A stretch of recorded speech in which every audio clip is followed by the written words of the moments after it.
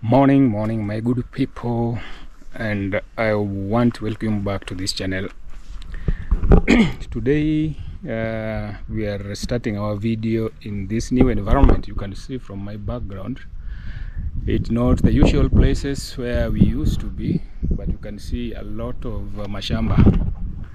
Unaona hiyo mashamba ni yote huko kote, mashamba.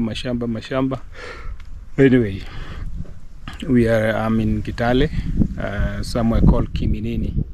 Kiminini is part of Kitale, I believe so. But if you ukitoka Kimilili from Webuye, niyo unaingia Kitale. So I think it's the last big center there, then unaingia Kitale town.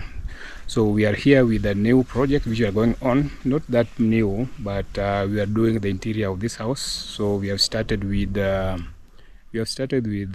gypsum work which is going on. So I just want to show you how it is. But the house also is a very good house, which you can as well see. Of course, I will show you the beauty of this house, how it builds. Very massive.